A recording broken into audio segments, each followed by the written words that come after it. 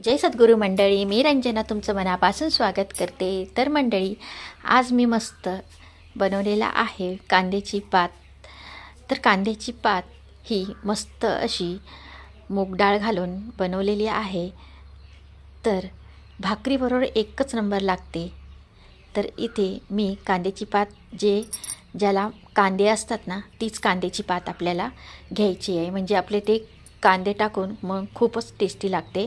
तर आता ही कशी बनवायची आपण बघणार आहोत। तर इथे अशी फ्रेश कांद्याची पात मी इथे स्वच्छ कापून आणि आपल्याला अशी धुवून घ्यायची आहे। तर इथे पाहू शकता मी अशा पद्धतीने कांदे आणि कांद्याची पात, म्हणजे त्याला कांदे होते ते सुद्धा मी इथे कापून आणि सर्व आता मिक्स करून घेतलेलं आहे। आता स्वच्छ पाण्याने आपल्याला धुवून घ्यायचे आहेत। तर मंडळी, आता इथे आपण धुवून घ्यायचं आहे आणि त्यानंतर इथे लसूण घेतलेला आहे। तर लसूण इथं 10-12 मी लसणाच्या पाकळ्या घेतलेल्या आहेत, कारण ना लसूण जास्त घातला तर खूपच छान आपली टेस्टी ही भाजी लागणार आहे। तर इथे मूग डाळ घेतलेली आहे मी। तर मूग डाळ इथे मी अर्धा तास भिजत घातलेली होती आणि आता एक पाण्याने धुवून घेणार आहे। तर चला आता इथे आपल्याला फोडणी द्यायची आहे। फोडणीसाठी मी इथे कढईमध्ये तेल गरम करून घेतलेलं आहे। जिरं मोहरी घातलेला आहे, त्याच्यानंतर लसूण ठेचलेला, नंतर इथे लाल तिखट, धना पावडर, हळद सर्व घालते। आता असं मस्त परतून घेते। आता बघा, इथे आता स्वच्छ धुतलेली ही कांद्याची पात घालते, त्याच्यानंतर इथे मूग डाळ सुद्धा घालते। आता इथे चांगलं असं परतून घेते। तुम्ही पाहू शकता इथे आता चांगलं असं आपल्याला परतून घ्यायचं आहे। तर मंडळी, ही जी भाजी राहते ना खूपच अशी टेस्टी लागते। तुम्ही जर ह्या पद्धतीने बनवाला नक्की एक भाकर जास्त खाऊन जाल।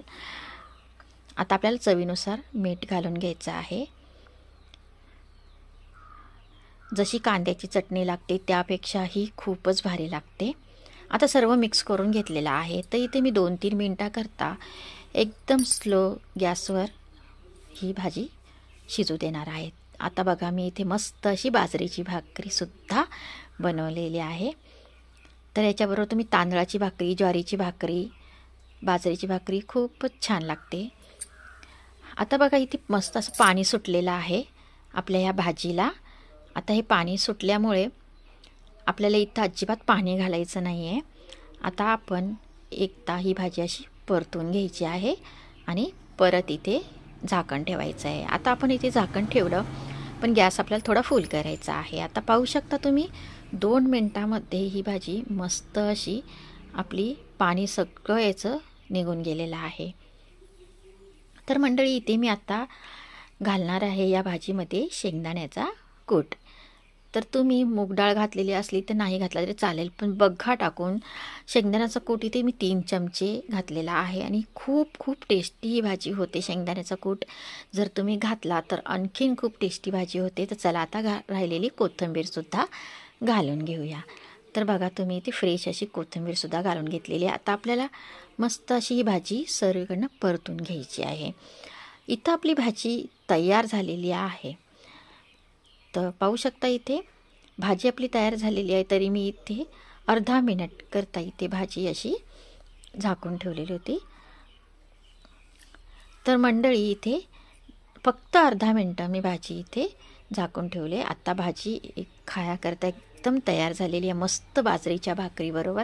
तुम्ही पाहू शकता, पाहिल्याबरोबरच तोंडाला पाणी येईल। मस्त कांदा आणि ही भाजी आणि बाजरीची भाकर। तर मंडळी, व्हिडिओ कसा वाटला नक्की मला कमेंटमध्ये सांगा।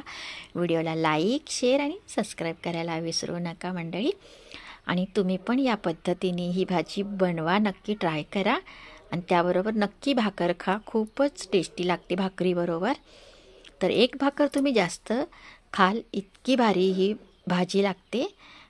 तर मला तर खूपच आवडते। आता तुम्हाला सुद्धा ही भाजी या पद्धतीने बनवली तर आवडेल। तर मंडळी, चला आता लगेच खायला मी घेणार आहे। म्हणजे ती पाहिल्यावरच मला तोंडाला पाणी सुटले। तर चला, बाय बाय, भेटूया आपण पुन्हा पुढच्या व्हिडिओमध्ये। तोपर्यंत